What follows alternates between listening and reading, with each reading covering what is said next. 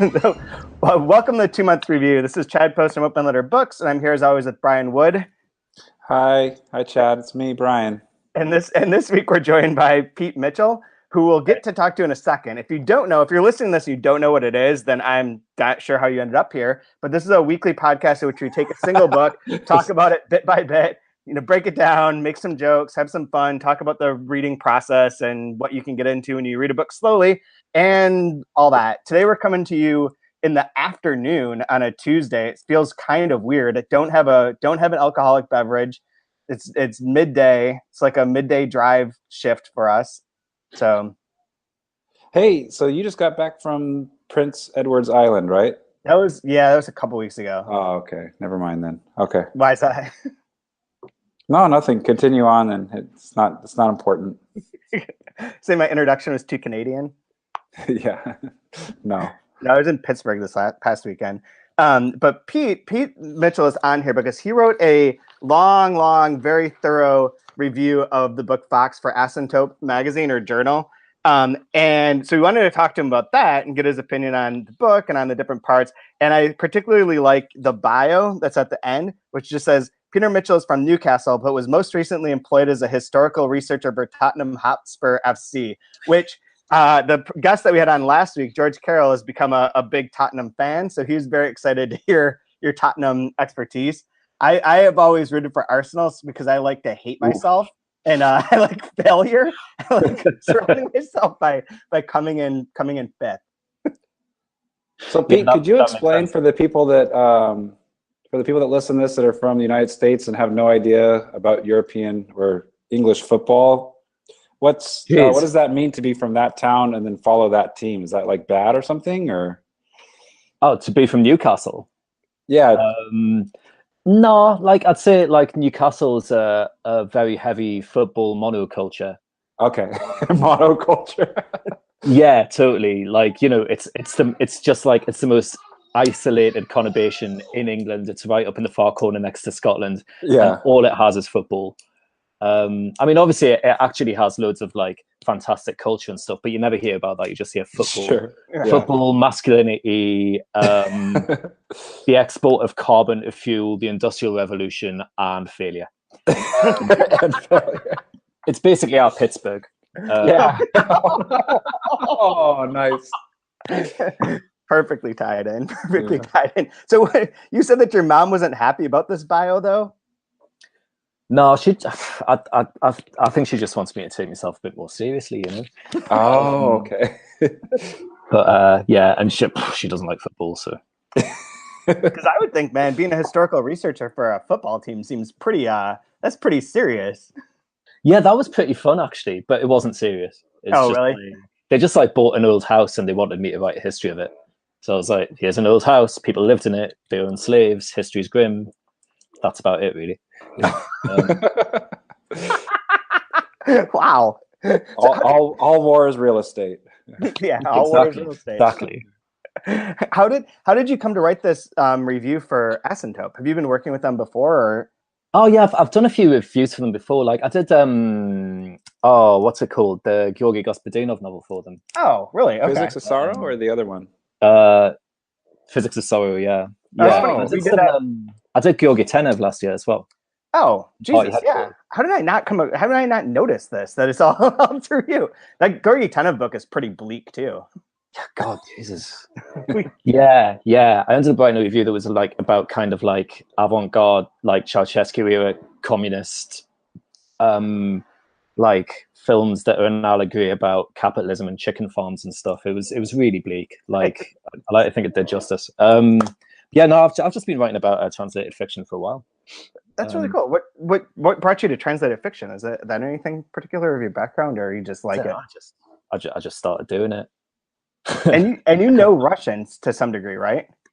No, not much. No, I lived in Russia briefly, like a few years ago, but I don't really. I can't get to the end of a sentence without making a fool of myself. Oh, okay. Because you picked out the one little problem that we had with our Cyrillic bit in here. Oh God. Well, this is completely the wrong book to have that whinge about. Like that's a general whinge that had been sent home and it found exactly the wrong home. I don't even. You can explain it if you want to. I just know that the second day the review came out, we got a message from Ellen. And she's like, "I'm really sorry. I made a mistake with that." Or like, it's like I goofed on it. So. Well, I'm really embarrassed about that because I'm kind of in awe of Ellen. Like I've read loads of her translations, and yeah, I didn't mean to make her feel bad. She's amazing. Sorry, yeah, she seems okay. It's supposed to be one of those Newcastle things where you just want everybody to be sad. I guess I don't know. Exactly.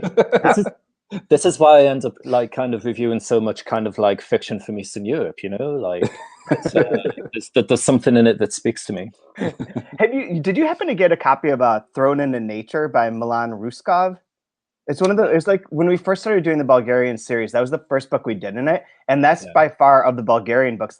Well, I don't know, Physics of Sorrow has its funny moments, but that one's really actually pretty funny and not super bleak because it's about a doctor who goes on this kind of Quixote-like quest with his assistant, in which they believe that smoke can cure all ills. So they're convincing everyone not just to like smoke cigarettes, but to like have smoke enemas and to do smoke like rituals. And it's just like going through all of Europe, just convincing everyone that smoking is the best thing for you. And it's written with that kind of parodic sort of vibe to it. It's very fun. It's actually like of all the Bulgarian books, it's the one that's like the most like uplifting, I guess. Like that sounds great. That sounds really good. I'll send it over to you. It's a really cool book, but it it's been out for a number of years, so people don't talk about it that often. People only talk about new books. Cool. Unfortunately. So this review was spectacular. I know Brian hasn't read it because he wants to wait till he finishes the book to read it, but it was probably the most in-depth and like comprehensive review of one of our books I've seen in a long time. Like, I've heard that it's long. I'm probably not going to read it if it's really long. Yeah. You want to stay away from that. Yeah. But it's really spectacular because it does talk a lot about the role of the fox. It talks about all the different kind of parts that work their way through here and how tricky the book can be. And I do like at the beginning you frame it by saying that we used like all this kind of cutesy language to be like, this is going to be fun and enjoyable and a wonderful, spectacular book. And then you're like, it is not that. You open it up and immediately you're like, well, this is like heady and smart and not like cute and cuddly at all. And like you can't fault the publisher for trying to oversell something, but like, which is true. I mean, it's a weird bind. Like I mean, I bring this up in all honesty that like we're always trying to make it be like, yeah, this book you can read it. And that's what part of this whole thing of the 2-month review is that if you slow down and talk about it, things aren't as complicated, or like you can go through the reading process and learn things about it. But like if we don't do that, people are like, man, your books are the hard books. Like we can't carry those. I mean, exactly. And I mean, like again, I'm embarrassed that the time you asked me on your podcast is a time when I've been really rude twice about the book at issue. But have you read any of my essays ever? Because you will feel right at home. Okay, cool. I look forward to it. Now, like, I mean, I kind of I do understand what kind of the publishing world has to do. I mean, I just have my own kind of things about the kind of, and maybe this is quite an English thing as well, about the kind of cultural cringe of trying to domesticate culture in case it looks too hard. Yeah. You know what I mean? Of that kind of thing of like, I mean, it's like, I don't know if you were paying attention, but like about a year ago, like say the leader of the Labour Party recited Shelley from the stage at Glastonbury. And like that kind of line, rise like lions after slumber in unvanquishable number, and like it became a kind of national event in which everyone was saying like, how can the leader of the Labour Party possibly hope to relate to voters if he's quoting the Romantic poets? You know what I mean? and then that was half of people, and the other half of people going like, he probably doesn't understand it. It's too hard, Like we're so weird about culture that like stuff like kind of this is a magical story kind of gets me back up a bit and bit like say it's hard, but also say that hard things aren't hard. And I recognize that there's no way around that for a publisher. But, it's hard. It is a really crazy situation. It's something that like I've tried to think about or do things with a lot. And I'm not certain that there's any good response to it, because when we pitch our books to our sales reps and to like the people bringing them out to the stores, if I make it sound too crazy, there's like, well, that's one that probably you'll have to like do a lot of work on your end to get people to pay attention to it. And there's always this assumption there's always been the assumption that people don't want to read translations or international literature because it's too foreign and too weird. And even if you can eliminate that, then the next level is just like, oh, well, if the book's not just like entertainment, then people aren't going to want to read it. There's some article which I can't access here at work, which seems weird, on the Wall Street Journal about how we read today, and that we don't care about style. We only care about like plot points making you happy. And I feel like that sort of ties into the same general discussion. Yeah. I mean, I do feel a lot of discourse around kind of how we read is kind of quite I think it's slightly inflected by fan culture as well. Like there's a lot of fan service. Like with that cat person thing, there was a lot of kind of people mistaking depiction for endorsement. What I mean? Like a story is just a disguised personal essay. Like representation is everything. But like, but what if I want a book that's written in the persona of someone who's kind of a dick? Dickish things like that could be really good, like, true. I don't know. It's interesting. Sorry, I sound like Ugresic here. I got the proper the misery guts thing on, and that's not how I feel about this book at all. I think it's joyous. This book is really fun, I think, too. I mean, one other thing that you point out that I think is really interesting is that you talk about the sort of we've sort of talked about this throughout the course of the podcast too, of like how it's a novel, but it also has these pieces. Each of those little pieces feels like it could be kind of an essay. It's kind of I think you refer to it as a series of, where is it? I marked this. I don't know where it is. Something like, it's like, it could be essays or it could be practical jokes, or it's like, it's fables or stories like that. And that each one of these sections kind of is a bunch of different things. And it isn't running that traditional, like fictional sort of system. Yeah. Well, it's kind of like, it's relentlessly evasive, isn't it? In the way, like it refuses to be anything that you could pin down and be like, I know the script for reading this thing. Like every time you think you've got a hold of it, it'll be like, not that. It's what makes it really joyous, I think. It was like that shift. What was it? In this section, I think on page like 170 is when she finds it's in a narrative form. She finds the movie Falling Down, and then the next paragraph is like an essay on the cultural critique of falling down and man's descent into madness. Like it turns into an essay all of a sudden, like just out of nowhere.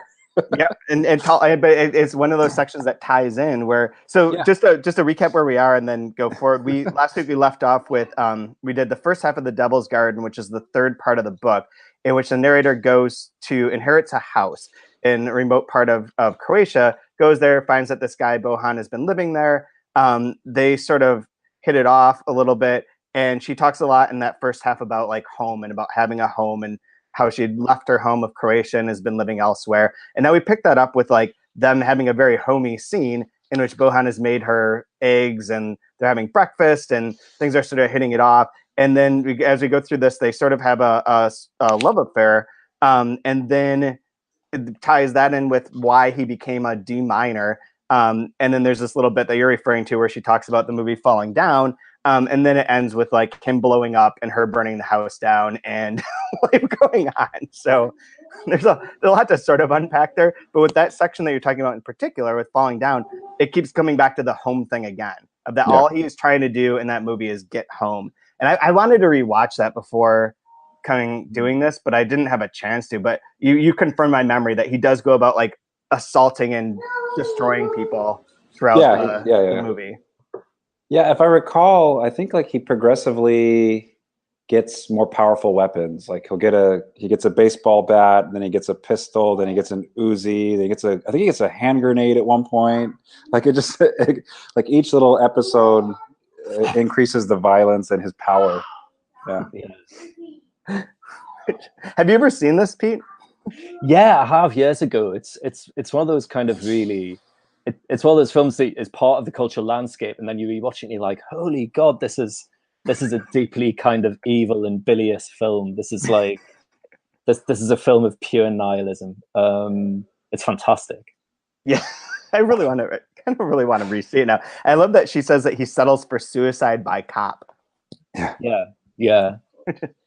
I don't feel like this movie could be made these days. I don't remember it well enough, but like my sense of it is like this would probably not go over very well in 2018. It would fail to clear the depiction equals endorsement bar, I think.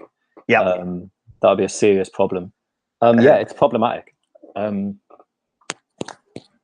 trying to remember where it's. I think it was seeded at that time in response to the LA riots. Yeah, because there was quite a few films that came out at that time of like cultural dissent and fighting authority and man's helplessness, and I think it was like right around that time when it came out. I can't remember though. The other one that it came out in '92, I believe, and the other one that sort of comes to mind that's a little bit later and is different is Natural Born Killers, the Oliver Stone movie. Mm-hmm. Another like super violent.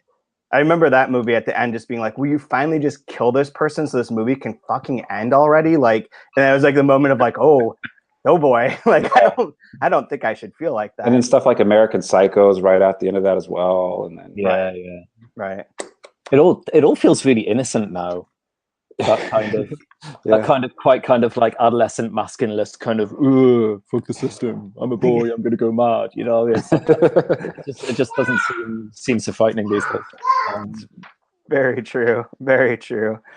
So this section too does have the bit where you talked about last week, Brian, like the Devil's Garden, and it does reference it here again, not with the story that you told, but that's what Egyptians call a minefield, is the Devil's Garden. So that does pop up in the middle here, but I like your story better. Oh, thanks. Yeah. hopefully that's what it actually meant. Otherwise it's a really cool coincidence. But. Yeah. Which is great. But it's interesting. I don't know which section or what part to talk about really in here. I do like what we mentioned, that everywhere spot over real estate, which does come up and is very, very, very true. And is a good sort of recognition of like what happened there. And everything sort of fell apart where it's homeland all of a sudden, and everything is fighting over that space. God and country. Always. You can do everything between those two. Good to go. This is too. It's interesting too that to me that this is the section that is almost the most straightforward of the novelistic parts of it. That we do have the sort of movement or the arc of the narrator finds out about this, like the house, moves in, there's the love affair, ends tragically, and the return to home ends up not working out, and like fleeing home with like this bit of destruction of the falling down part. And it is in the middle of this novel, like more or less, like I think there are 6 parts actually, but so it's not the pyramidal in terms of part numbers, but in terms of page numbers, it's more or less towards the middle of it. And it is a nice little section that kind of stands alone in that way. I must admit, I was kind of, I was slightly dismayed when you invited me to come in and do this bit particularly, because reading the book for the first time, like the book really, like it pulls against the limits of holding together. You know what I mean? It's constantly kind of coming apart. It's got this kind of centripetal force to it. But I was like, oh, but this is the digression bit. This is the bit that doesn't feel like it belongs in the rest of the book. But then I reread it and it's, maybe it's actually the center of the book. Also, rereading it in isolation, I found it really, really upsetting. What way upsetting? Like, it has like a surprising emotional charge to it. Like, it is actually properly heartbreaking. In a way, like especially when you read it kind of uncushioned by the more tricksy and kind of like cod scholarly postmodern stuff either side. It's like this is an actual thing here, and the end is properly brutal. Yeah. Especially when she burns down the house. Yeah. And like gives the whole village the finger. I appreciate that part. Well, even just, I remember when I first read the 3rd sentence on here, it says, in this section, I couldn't remember when somebody had last greeted me with good morning. Oh yeah. Like how simple and normal is that for most people it's on page 144 at the beginning of section 10. He enters the room and says good morning, and she couldn't remember the last time somebody had greeted her with good morning. And so it just kind of gives you a feel of kind of just the isolation this person has. I do like, Pete, the section that you wrote about this section in whole paragraph in your review, but there's a good part about Bohan and like being there at the house. He says he is one of the closest things to an avatar of honesty and commitment the novel offers, a reformed fox, if you will, a figure of decency, however ambiguously come by, his existence monadic, outside of history, or merely clearing up after it, poses a rebuke to the novel's more compromised figures, the protesting or unreformed or self-deluding foxes.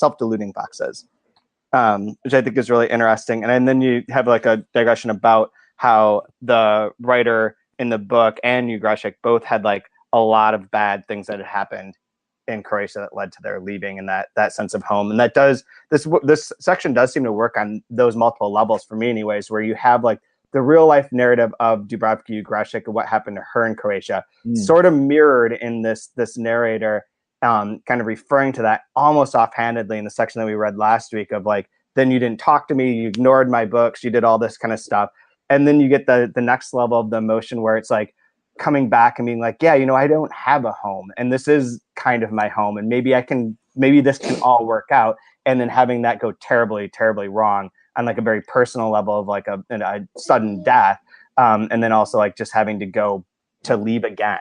And the desire to keep leaving is really powerful in here. And, yeah. And I guess like elsewhere in the book, like elsewhere, like in quite a lot of the other books that I've like skimmed through, there's that kind of, the tone is that kind of brilliant Eeyorish grumpiness. Yeah. That really kind of works on loads of levels of kind of avoidance and disclaimability. You know what I mean? It's a pose and it's kind of, it's slightly kitsch. You know what I mean? It kind of undermines itself. But here, like it's like there's this bit in the middle of the book where she goes into like the heart of actual trauma, and it's not. There's no kind of Eeyorish kind of, whoa, I'm a miserable old writer, I have to fly economy everywhere. It's like, here's the bad stuff. Yeah. And here's like proper trauma as it reproduces itself. There's that bit at the bottom of page 146. And like, there's one of the things I love about this book is the way she'll just drop in a paragraph every so often that completely comes out of nowhere. But at the bottom page 146, top page 147, it says, I didn't know where it all began. Perhaps people really did change every cell in their body every 7 years. I wasn't so sure about that. But what I did know was that each big change left fissures behind. A first crack, a second, a third, and at some point the taking fragmented into little pieces all by itself. Just this mad, like there's this kind of like radical pessimism. You know what I mean? It's like, it's kind of like Beckett or something, this sense of like dissolution and entropy and hopelessness, and like that there's just like no appeal from what trauma does to you. Right. So and it seems like in a way too, like just having this home now and things to look after is allowing her to kind of remember a lot of the past and have a past. Like I recall there's that one line where it's talking about how vital and humane it is to forget your failures and your humiliations, like wanting to do, but being here, like she's remembering everything and kind of embracing that a little bit. And obviously it ends up, you know, nope, I got to burn it down and leave because I tried it. It didn't work for me yet again. Yeah. Back to hopelessness. Yeah. But like, it made it so brutal because like you're seeing like, oh, this is not going to end well. And like you want her to do like, oh, she found somebody to love a little bit, and they're healing each other a little bit, and nope. Yeah, and his whole story, I mean, to get into like what he does. So when everything's falling apart, he's a judge, and then you have to go get your new identity card, and he's supposed to be have a Croatian identity cards, but given how the Croats had been treating Serbs, he's like, no, I'm going to stand up for like the rights of humanity and like declare I'm a Serb and like, you know, have that sort of sense of protest, and that just leads to his like dissolution and like having everything go completely wrong in his life. And it's all so heartbreaking. Every time that you try and do something humane, it gets subsumed by the system of like trauma and violence that doesn't seem to end. And it all falls apart. She kind of says like, you know, you're a hero, and he's like, no, I was a jackass. Yeah, it was a stupid thing to do. Yeah, so even the supreme moment of resistance is always going to be like pure bathos. You're going to fall on your ass, you know. Like the height of passion, and they make love. And I think the line of it is, We made love with like restraint, no hurry. We made love the way I guess people do our age, recovering from a long and painful lonesomeness. Whew. It's like, God. Yeah. You okay, hon? Yeah. This section has so many great lines too. Like when they talk about not to switch it totally, but switch over to emojis, and like having talking to her niece, and her niece only speaking emojis, which I have experienced. I have children who are of this age, and like he says, well, the child isn't used to conventional language. It's like true now she's in the phase of juggling emoticons. She's already sensing the male violence in this language and her exclusion from it. It's like one, and it's like, yep. Fair. yeah, you can't use regular language because that's not going to work out. So you can use emoticons. But that, like, and but I mean that's something that Ugresic does, isn't it? Like she kind of, she's always like kind of toggling backwards and forwards between you can't trust language. There's that bit about her niece later where she's like, people don't use names because you can curse someone with their name. Language is fundamentally untrustworthy. It might betray you at any point, which fits really interestingly into the whole kind of linguistic politics that she kind of crop up every so often about kind of Croatian and Serb and again, this is why it was wrong of me to bring up the whole Cyrillic alphabet thing, but the way books with Cyrillic alphabet and then started getting thrown out. Yep. But sorry, I forgot what I was saying. It was great though. No, but there is that, like, she does toggle backwards and forwards between that sense that like you can't trust language, it's all hopeless, it's hopelessly compromised and it'll betray you and get you killed, and then being all in for it. Like, it's all she's got. There's a kind of weird kind of ethics of like, I'm the writer, I live in exile, I've got silence cunning in exile, and I've got words. Not in a kind of love books way, but in a kind of hopeless, what else are you going to do way. Yeah. And then she'll come up with something like just like devastating and sincere, like the scene where her and Bohan make love. Yeah, if that makes sense. Yeah, it does, definitely. She always figures out a way to like put in a little bit of kind of that bathos. Like she lets it get super elevated and heavy, and then just does like one little thing to kind of undercut everything she's done. Like she mentions that their bodies are like heavyweight wrestlers or something. Yeah. In this moment of passion, or they're having like a really intense conversation. She's like, "Why do we sound like we're in Voltaire's Candide?" Like, yeah. Right. I'm getting a little preachy here. Maybe we need to, cut it back. She's just very sly. I really enjoy it. You never have very good footing. Yeah, like she's always doing that kind of joke of like, I've said something that sounds a bit pompous, so I've like, just in case it came across as pompous, I've got to undercut it. Yeah. You know what I mean? Like, it's like in Britain we call that a bit of a like grammar school boy trick. You know what I mean? Like if you're from a non-literate milieu and suddenly you get literate, you've got to like you've got to undermine everything you say that might sound a bit clever. Yeah. And yeah. that is very true.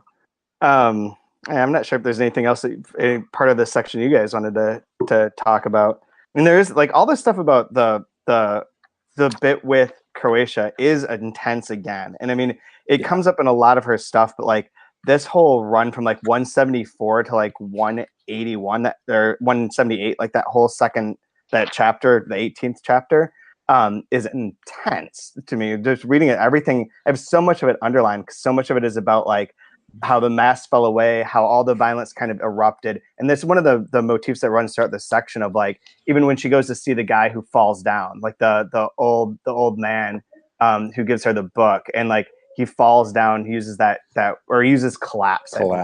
And that everything is like, there's that sense that this could all just fall apart. And when it does, when all those cracks, like from the section that you read, when all the cracks start to surface, then all of a sudden like this horrible thing sort of erupts out of that. And then like even the line on 175 at the top of it, after she's talking about what's going on, the mob dictated the criterion standards at the first available opportunity. It recast its fear as courage, its transgressions as heroism, and so on. And that sort of idea that like your fear becomes like your way of oppressing some other group of people or doing damage to someone runs throughout, and kind of comes up in the language thing, comes up in all these other ways too. And it's right there under the surface, and you can sort of get by it, but it will always kind of pop back up, or it's always possible to pop back up. Real uplifting. I just remember when I was reading this section, I just finished a cup of coffee and I wanted to get up and get another one. Like, no, let me read section 18 real quick, and then and then I came to that big, huge, giant 3-page paragraph, and I was like, oh fuck. I just wanted to get a cup of coffee, and I'm going to reward myself with a cup of coffee. I thought it was going to be like 2 paragraphs, and like, oh, it's this big, huge, heavy, like, oh. It's an intense one. I had a similar experience where I was reading it. My daughter was trying out for a play last night, and I was like, going back and forth, and there's no Wi-Fi and where we're sitting, and I was like, I'll just read this little section, and then I'll go check on something, and I was like, I'm not gonna move now. I'll just finish the book and hang here. It's cool. Yeah. It's at least this isn't what's going on. Oh man, yeah, the good Fox stuff in this too. One other thing I wanted to point out actually was the slight reference to on the page 181 in the last bit, when she leaves the house, she takes the cacti with her, which is similar to that section with the widow. The last one, she takes the basil plants on the plane. I hadn't noticed that before, but it's a nice little echo back to that of like taking a piece of nature with you as you leave, and leaving behind the rest of this kind of man-made creation. Because doesn't he let the 2 prickly things touch, and says like even cacti can cuddle? Or there was some line about 2 things that are prickly kind of being next to each other. Yeah. The metaphor of like the world as a land, as a minefield, is pretty intense. I just like that kind of how much she hates any idea of writerly dignity. Like at the moment of her like kind of burning everything the hell down, she's like, oh, and then I crouched behind the car for the piss. Yeah. Yeah. And that's when it hit me. Oh, Pat. That's true. Oh man, so good. So sorry, just briefly, I do really love that long paragraph. I hadn't really noticed that it was a long paragraph, but it's like, it's so dense and everything happens in it. And then there's this bit like kind of halfway through about what it feels like when stuff falls apart and fascism takes hold. It's like our will became intolerably transparent. We're suddenly seeing everything as if under a magnifying glass, every grimace, every facial twitch, every wrinkle, every lie flitting like a shadow across people's faces. Like, again, you're like, Jesus. And like the whole split between him and his wife, because she's like, well, just go along with it. Yeah. Like, get ahead. Like, why? Yeah. Why?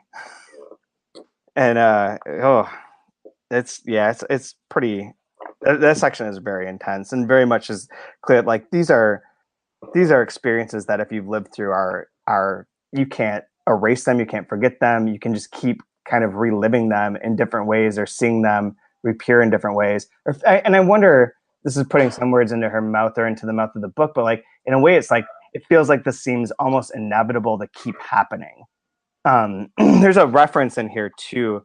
I don't forget where it was. I was going to mention this, that where it references one of the times that there's a big slaughter of all the people, and that shows up in a different book that we used in my class last year, A Spare Life. That's a Macedonian book that has that same event as like the centerpiece of that book, or for the kind of the background of the landscape of the political landscape. It uses that exact event as its main thing, and it was kind of insane to see it come at from another way now later, after having read it from a Macedonian perspective, but from what happened to them. So yeah, it's just intense. It really is. And like the way that she weaves this together, I can't, it is very emotionally powerful. And it probably is the section of the book that is the most devastating emotionally in a direct way, I think. Yeah. So maybe it does serve as the heart in that sense. So many good lines too. People are erased in any number of ways.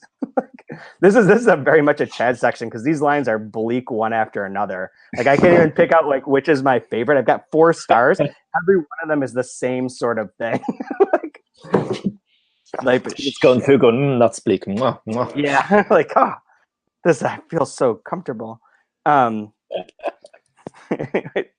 don't know if I have any other section to add to, but do you guys have a favorite line that you want to point out? You can go first, Pete. You can steal the first one. Oh, I'll go second, I think. Okay. if that's okay. You got something, Brian? Yeah, geez. I liked a little bit on page 169 where Bohan says, "You're not very original. All women are crazy about D minors. Why? Because you never know whether or not they'll be coming home." Yeah. I like that a little bit. Again, just shows, clever, funny, just everything she's great at in a couple lines of dialogue. Yeah. I actually like the bit directly after that on page 169 to 170 about going for a glass of water in the night and hearing a little sound like a ping, and thinking maybe maybe someone somewhere in outer space had struck a tuning fork and the tone escaped and buzzed through my apartment like crystalline fly. But the ping that she's like, oh, is this the little noise that's just like the starting bell for the complete dissolution of the whole universe and everything that means anything? Like, is this what catastrophe sounds like? Is it the little ping when you go for a glass of water in the night? That hit me last night. I have that all underlined too, of like, is this the when does it begin? Is this when the fact, or when does the fall in fact start? As being like, Jesus Christ, that's the most horrifying paranoid thought I could have, because like it can imagine like just one little thing and all of a sudden it's all going to start to crumble apart. But then that paranoia about catastrophe, like, it kind of reappears, doesn't it, later, as a paranoia about things being knit together again as well. Like, it reminds me, this ping reminds me of like and I don't want to be one of those guys, but I'm going to be one of those guys. Kind of reminds me of the crying of Lot 49. Oh yeah. Does that sound like a crystalline noise of pure loss, as if a triangle being held? You're always welcome to have Crying Lot 49 references on our podcast. Oh, hey. So, is that real? Yeah, no, that is legitimately. Oh, that's wonderful. That is absolutely wonderful. Yeah, I like the Oedipus Mass reference in here too. Yeah, but like later when she's doing the bit on like Dubravka Levin, the Abirut writer, like, and whether he exists or not, and she gets that sudden kind of like access later of like pure kind of like textual paranoia about like maybe texts are everywhere, and it could be really tiresome kind of like cookie cutter postmodernism in a way, but it's not. It's a proper Oedipus Mass moment. What if texts imprinted on infinitesimal transparent layers with hidden text are overlaid one atop the other, yet we know nothing of them because they remain permanently hidden from view? There's that moment of like, what if Dubravka Levin both persisted and didn't persist? A bit like, the Trastero, like, what if it's 1 and 0? Like, yeah, we're gonna have to get deep into that when we hit that section too. Yeah, and I think there's a bit of a like, I can't help reading, like, the more I read this, there's all that stuff about the about early Soviet avant-garde and their fascination with 1s and 0s, and I started wondering, like, is she doing this on purpose? I started getting a bit paranoid myself. I've never talked to her about Pynchon. It doesn't feel like it's in her wheelhouse as much, but you never know. But the idea of like the information system that you're not entirely privy to, but you can see glimpses of, and that at points in time you can see that structure and how that structure holds things in place or doesn't. Like, that's throughout, and that's like seems like a very Eastern European sort of mindset, especially if you've lived through these sorts of traumas. That there are these ways, and even when it comes to language, there are ways that language is used. Like when we talked to Ellen about the working at the Hague and translating everything, and which words are used for the defense and for the prosecution, and how they distribute it. That kind of power structures are all mapped onto one another, can be really intense. And specifically that kind of intimation of like a huge system or the complete absence of a system as a response to trauma. Right. Yeah. It's like, yeah. Have you ever read Everything Flows by Vasily Grossman? Oh no, I have not. I have not. Like, it's a weird kind of fragmentary thing. It's totally unfinished, but there's a bit where two guys are in a, and sorry, this is like, it's not going to get more cheery from here on in. Okay, good. There's these two guys in a cellar at the Lubyanka, in a cell, and they're getting tortured and that. And while in between interrogation sessions, this is during the purges, they start talking, and one of them's like, "Look, I know you're still the idealist. I know you've got hope, but I have a kind of theory of violence." And my theory of human history is that there's always a constant amount, like energy, there's a constant amount of violence. It just gets shifted around. But it is one of those moments of like, I have perceived how things work. It's vast and complex and not very friendly. Oh man, I like that. That's really good. Yeah, I mean, you don't go to Vasily Grossman for giggles, in fairness. No, definitely not. That ties into the one that I was going to say is the line that I liked is the world was a chaotic place. We usually came to this once we finally exhausted all our energy persuading ourselves that we were living in the best of all worlds. Fits right into that. The other section I forgot to mention that I thought was interesting, though, was when she's talking about the guy who falls, who collapses, and he gives her his book. And she's like, well, it's interesting because this book was not, it was autobiographical, but it was not positive about himself. It was like self-deprecating and not, it wasn't, here's a line. This made me uneasy, perhaps because such things are not typical of the genre. People do not, as a rule, write autobiographies to abase themselves, but instead to erect themselves a monument. And that's sort of what her techniques are frequently in here too. But I think that's interesting because it seems like a very true statement. Like, again, think of autobiographies that are, and I'm sure there are counter examples, but like for this in particular, that's interesting. Yeah. But anyway, so I don't, oh, sorry, go on. No, sorry, just like, yeah, I was just like that idea that like you'd write an autobiography, but as an act of self-erasure. But then I was talking about all this kind of like this radical miserableism. Like she does, I think it bears repeating, she does make it a kind of burlesque, doesn't she? Mm-hmm. Like, she's like, whoa, look at me. I'm so Slavic and miserable. There's even that line somewhere about like, someone like, I feel almost Slavic in my misery. There's a line, I think it's in karaoke culture, that's like, I can always recognize another Slav because they have that look. Like sort of like miserable Eeyore look. And like, yep, I can pick you out from anywhere. So it is, yeah, it is funny. It's not just purely, if it was purely miserable, it wouldn't work. But the fact that it doesn't ignore that misery makes everything work so much better by not just being like, oh yeah, we just got to go by that and like have these make a book that people love because it's got a romance and it's got these things in it and that people will really appreciate that. Those books aren't interesting. This is how it works when you don't ignore that and you're able to make something out of that in a Fox-like way. Yeah. We haven't discussed foxes. Yeah, there's a lot of fox references in the second half. So there's the fox and stork reference of the fable where the fox can't feed the stork and the stork can't feed the fox. You talked about the fox as going as sort of a reformed fox, and then she sees a fox when she leaves. She sees the fox that had been pointed out before as she's leaving again. And it is like, yeah, that, I don't know if there's any other parts I was going to mention. Those ones stood out to me as like the obvious direct references to it. Yeah. I mean, I have to admit, I kind of got like reading through the book, and like it took me ages to read this because I kept kind of putting it down and picking it up again. And it really, like, it's one of those things like if you don't focus on it quite well, it falls apart in front of your eyes. Like I kind of got, every time a fox crept up, by halfway through, I was like, oh God, there's another fox. She's put a fox in there. Like we get it, But the bits that, I think the idea about foxiness as like a kind of foxes as writers and this kind of like faithlessness, like comes out really powerful in the end of this section. Like when she disappears and is like, yeah, I've burnt my nest. Yeah, I've taken everything. Also that sense of like that proper like almost defiant guilt she has about the possibility that she got Bohan killed.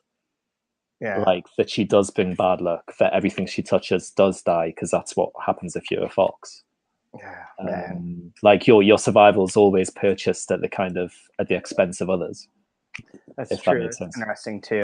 It's funny that you say the thing about there being so many foxes, because we mentioned this on an early episode, but the students, when I used this in class, were like, there's not enough. It doesn't explain it enough. It was like, they expected it to be like more academically, like, here is what a fox stands for, X, Y, Z.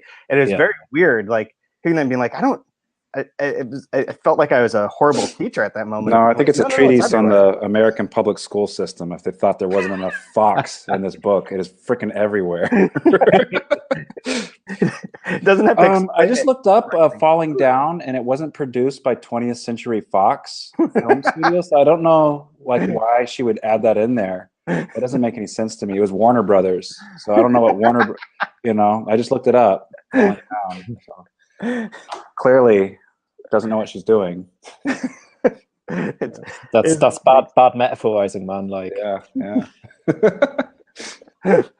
Oh man, I don't ever picked a Michael J. Fox movie. Oh yeah, which we've used seemingly every single theme song for the end of this podcast. But he's been in so many movies, it feels like it never ends. I'm like, is there yet another? And it's like, yep, here's one. I didn't even think of this movie before. I don't know what the theme music is to Falling Down, but I'm totally going to open it with that. So why not? I'm sure it's something. Right. So I don't have anything else to add to this. So I want to thank you for coming on again. This is really fantastic to be able to talk about this. Someone who's given it so much time and attention too. Yeah, I look forward to reading your essay once I finish the book. Oh yeah, cool. I don't know. So have you written about this as well, Chad? I have not. I haven't written about this. We have a PhD student who's writing weekly posts, or I should check on that, but theoretically, writing weekly posts about each of the sections of the book as we go through it.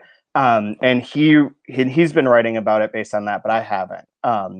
Because I did last summer with the Invented Part when we did the 2-month review on that, and it sort of worked. But I feel a little bit. I would rather write about not our books sometimes. So. Yeah. Although that doesn't help. I mean, it just ends up being bad jokes and criticisms and whatever, making fun of fonts. Yeah, just seems like a low blow, but whatever. It's sitting there. It's an easy joke. Yeah. But where should people check you out if they want to see other things that you've written? I don't know. Google us. I'm on Twitter. I'll link to the Twitter account, and I'll see if I can find if Asymptote has all of your stuff under one little. Yeah, I don't know if they do. I find the Asymptote website quite kind of labyrinthine in a way that always leads me to something amazing, but which is probably the point. Yeah, it's a lot of stuff on there. A lot of stuff. So it's crazy magazine. I'm really kind of in awe of what they do. It's incredible how much stuff they have. How many people have written things for them, and how in depth it all goes. It's not surfacey at all. Everything's very, very well done. Yeah, and just every time you go in there, you're like, Jesus, they've written for them. The names, you're like, Jesus. Absolutely. And I suppose you'll be watching Tottenham this Saturday. Oh God, they're playing Newcastle, aren't they? Yeah, I think so. Do you know what? I think I am. Nice. I'm watching them. You should live tweet that. Well, I originally hoped, actually, I've got a friend that I took to the game in Newcastle. He's a Tottenham supporter, and he was originally going to bring me to White Hart Lane to see them play, but I'd be in the Tottenham end as a really kind of appropriately kind of Ugresician betrayal of my homeland. But I don't think that's going to happen. Too bad. I'll be watching it in the pub as usual. Yeah, it'll be fun. It's good that it's back. And you can always, Brian, you can find you on Twitter too. Yeah, I'm there, but I haven't done anything with it. But who knows? Maybe I'll send out something offensive and see if I get fired from a job. I don't know. Cool. Seems to be what Twitter's for these days. like the best way to approach it. Yeah. At Brian Wood _. But yeah, I'm not very active on it. You have some stuff. And so next week we'll go over part 4, which goes from page 84. It's a longer one, 184 to 235. Then we just have 3 sections left, and then Dubravka is going to come on at the end after we finish all 3 and talk to us as well. So, very cool. She's listening in. This one starts with Master Margarita, so you know you're going to be in for some fun. Absolutely. This is I'm pretty sure I remember which section this is. Yep. This is the Russian literature section. So. Oh man, so she's taking notes. I think so. Can I go back and re-record the bits while we do? Yeah. We're gonna play for her the Eeyore sound. This is what he thinks your characters sound like. It's funny. She uses the Eeyore line in a bunch of her books too. Like that's one of the go-to. Yeah. Oh, I know. It's like the main thing, and thank you for not reading, isn't it? Yep. Exactly. Yeah. That's what I was thinking of. I thought it was in there, but I couldn't remember. We've done so many of her books now. But cool. Well, thanks again for joining us. We'll see you next week. And till then, everyone, take care.